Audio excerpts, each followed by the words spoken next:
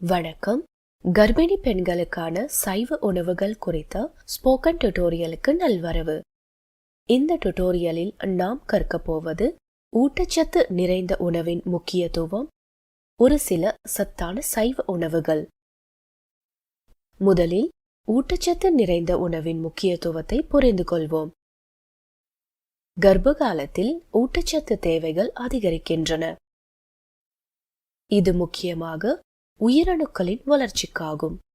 ஊட்டச்சத்து நிறைந்த உணவு கருவின் வளர்ச்சி மற்றும் அபிவிருத்தியை ஆதரிக்கிறது. எனவே நன்கு ஊட்டமளிக்கும் உணவை உட்கொள்வது அவசியம். நன்கு ஊட்டமளிக்கின்ற உணவு கர்ப்ப காலத்தில் ஏற்படும் சிக்கல்களை தடுக்க உதவுகிறது. உணவில் பின்வருவனவை நிறைந்திருக்க வேண்டும்: புரதங்கள், நல்ல கொழுப்புகள், வைட்டமின்கள் மற்றும் தாதுக்கள். ஊட்டச்சத்து நிறைந்த உணவை உட்கொள்வது குமட்டல் மற்றும் மலச்சிக்கலில் இருந்து நிவாரணம் அளிக்கும். இது பின்வருவனவற்றின் அபாயத்தை குறைக்கிறது: இரத்த சோகை, கர்ப்ப நீரிழிவு மற்றும் உயர் இரத்த அழுத்தம். இது குறைந்த பிறப்பு எடை கொண்ட குழந்தை பிறக்கின்ற வாய்ப்பையும் குறைப்பிரசவம் ஏற்படுகின்ற வாய்ப்பையும் குறைக்கிறது. நல்ல உணவை தவிர தினமும் 8 முதல் 10 கிளாஸ் தண்ணீர் குடிக்க வேண்டும். சத்தான உணவை உட்கொள்வதோடு அதன் ஊட்டச்சத்து உறிஞ்சுதலும் முக்கியம். உணவில் இருக்கும் ஃபைட்டேட்கள், ஆக்சலேட்கள் மற்றும் டானின்கள் ஊட்டச்சத்து உறிஞ்சுதலை பாதிக்கின்றன. பல்வேறு சமையல் நுட்பங்களை பயன்படுத்தி ஊட்டச்சத்து உறிஞ்சுதலை மேம்படுத்தலாம். உதாரணமாக ஊற வைத்தல், முளைக்கட்டுதல், வறுத்தல் மற்றும் நொதித்தல், நீராவியில் வேக வைத்தல், வதக்குதல் மற்றும் கொதிக்க விடுதல் ஆகியன வேறு சில எடுத்துக்காட்டுகள். ஊட்டச்சத்தின் அளவை மேம்படுத்த பல்வேறு சத்தான பொடிகளையும் பயன்படுத்தலாம்.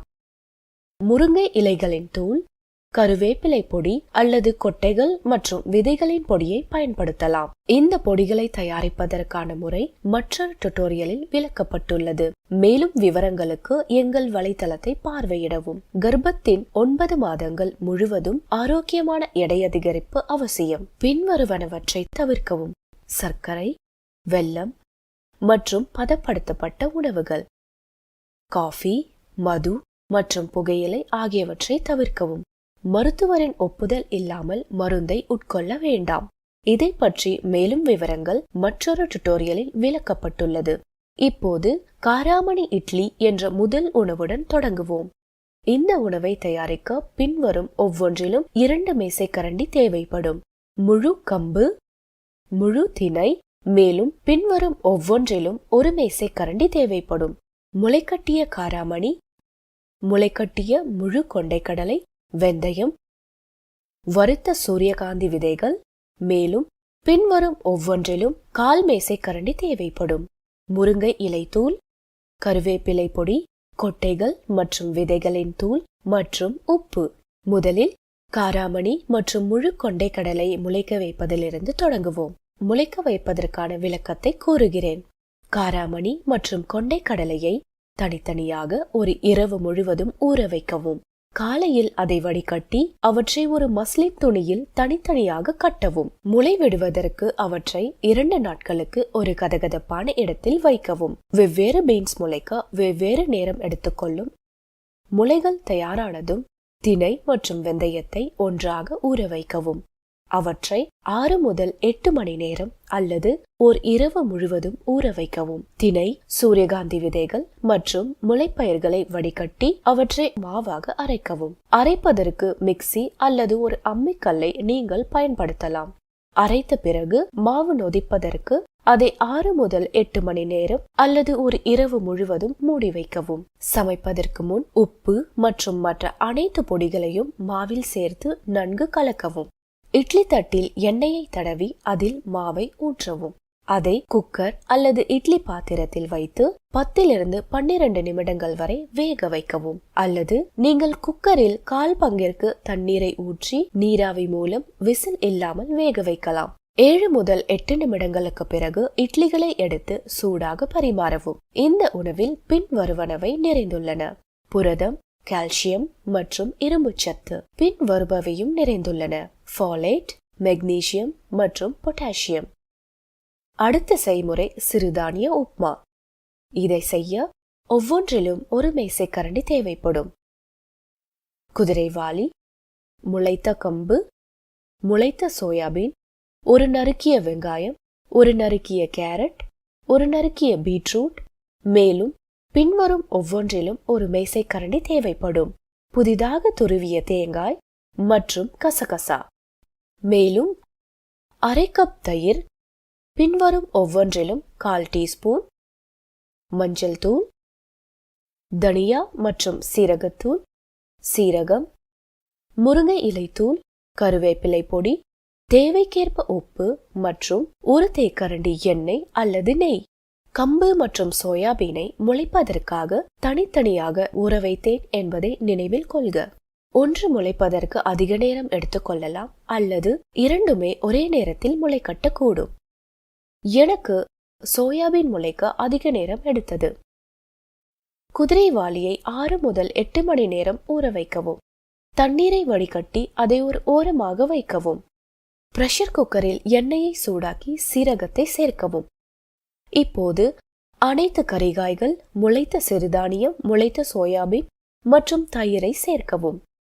துருவிய தேங்காய், கசகசா, உப்பு, பொடிகள் மற்றும் உலர்ந்த மசாலா பொருட்கள் அனைத்தையும் சேர்க்கவும். நன்கு கலக்கவும். அடுத்து 1 கப் தண்ணீரை சேர்க்கவும். 2 விசில்கள் வரும் வரை உப்மாவை வேக வைக்கவும். பின் அதை சூடாக பரிமாறவும். இந்த உணவில் பின்வருபவை நிறைந்துள்ளன: புரதங்கள், நல்ல கொழுப்புகள், வைட்டமின் ஏ மற்றும் கால்சியம். இதில் பின்வரும் தாதுக்கள் நிறைந்துள்ளன: இரும்பு சத்து, ஃபாலேட், மெக்னீசியம் மற்றும் பாஸ்பரஸ். நமது 3வது உணவு பச்சை பயிறு ராப். இதற்கு தேவையானவை: மால்டட் கேழ்வரகு மாவு 1/4 கப், கடலை மாவு 1 மேசைக்கரண்டி, முளைத்த பச்சை பயிறு அரை கப், உதிர்த்த பனீர் 1/4 கப், நறுக்கிய வெங்காயம் 1 மேசைக்கரண்டி, நறுக்கிய தக்காளி 1 மேசைக்கரண்டி. பின்வரும் ஒவ்வொன்றிலும் 1/4 தேக்கரண்டி நமக்கு தேவைப்படும்: மஞ்சள் தூள், தனியா மற்றும் சீரகத்தூள், சீரகம், கருவேப்பிலை பொடி, முருங்கை இலைகள் தூள், 1 தேக்கரண்டி எண்ணெய் அல்லது நெய். மேலும் தேவையானவை பாதி எலும்பிச்சை மற்றும் தேவைக்கேற்ப உப்பு. செய்முறை: இதே டியூட்டோரியலின் முன்னர் குறிப்பிட்டபடி பச்சை பயிரை முளைக்க வைக்கவும். மால்டட் கேழ்வரகு மாவை தயாரிக்க கேழ்வரகை முந்தைய நாள் இரவு ஊற வைக்கவும். அவற்றை ஒரு மஸ்லின் துணியில் கட்டி 6 to 8 மணி நேரம் அல்லது ஓர் இரவு முழுவதும் அப்படியே வைக்கவும். அது முளைத்ததும் அவற்றை இரும்பு வாணலியில் எண்ணெய் விடாமல் வறுக்கவும். இதற்கு பிறகு ஒரு மிக்சியில் மாவாக அரைத்து ஓரமாக வைக்கவும். இரும்பு வாணலியில் எண்ணெயை சூடாக்கவும். சீரகம், உலர்ந்த மசாலா மற்றும் பொடிகளை சேர்க்கவும். நறுக்கிய வெங்காயம், தக்காளியை சேர்த்து அவை மென்மையாகும் வரை வதக்கவும். அடுத்து முளைக்கட்டிய பச்சை பயிரை சேர்த்து 10 நிமிடங்கள் சமைக்கவும். பனீர் மற்றும் உப்பை சேர்த்து 5 முதல் 10 நிமிடங்கள் வரை சமைக்கவும். 1/4 கப் தண்ணீரை சேர்த்து மேலும் 5 to 10 நிமிடங்களுக்கு சமைக்கவும். தீயை அணைத்து பின் ஆறவிடவும். இப்போது எலுமிச்சை சாறை சேர்த்து கலவையை ஒரு ஓரமாக வைக்கவும். அடுத்து ஒரு பாத்திரத்தில் மால்டட் கேழ்வரகு மாவு மற்றும் கடலை மாவை கலக்கவும். மிதமான சூடுள்ள தண்ணீரை சேர்த்து மாவை பிசையவும். இப்போது வட்ட வடிவு பராட்டாக்களை உருட்டவும். ஒரு இரும்பு தவாவில் இருபுறமும் பராட்டாக்களை சமைக்கவும். பராட்டாவை ஒரு தட்டில் வைத்து அதன் இடையில் பச்சை பயிறு கலவையை சேர்க்கவும். இப்போது அவற்றை ரோல்களாக்கி பரிமாறவும். இவ்வுணவில் புரதம் மற்றும் நல்ல கொழுப்புகள் நிறைந்துள்ளன. மேலும் இதில் கால்சியம், இரும்பு சத்து, ஃபாலேட், மெக்னீசியம் மற்றும் துத்தநாகம் நிறைந்துள்ளன. நீங்கள் மற்ற சிறுதானியங்கள் மற்றும் தானியங்களை பயன்படுத்தலாம். உதாரணமாக சோளம், வரகு, உடைத்த கோதுமை அல்லது முழு கோதுமை. அதேபோல் நீங்கள் மற்ற முளைப்பயிர்களை பயன்படுத்தலாம். முளைக்கட்டிய கொண்டை கடலை, முளைக்கட்டிய பட்டாணி அல்லது முளைக்கட்டிய சிறுபயிறு. உள்ளூரில் கிடைக்கும் மற்ற விதைகளையும் நீங்கள் பயன்படுத்தலாம். உதாரணமாக எள், பூசணி விதைகள், ஆளி விதைகள் மற்றும் அளவி விதைகள். ஆரோக்கியமான கர்ப்பம் மற்றும் குழந்தையின் நல்ல ஆரோக்கியத்திற்கு இந்த அனைத்து உணவுகளையும் சேர்க்கவும். இத்துடன் இந்த டுட்டோரியலின் முடிவுக்கு வந்துவிட்டோம். இந்த டுட்டோரியலை தமிழாக்கம் செய்தது ஜெயஸ்ரீ, குரல் கொடுத்தது ஆர்த்தி.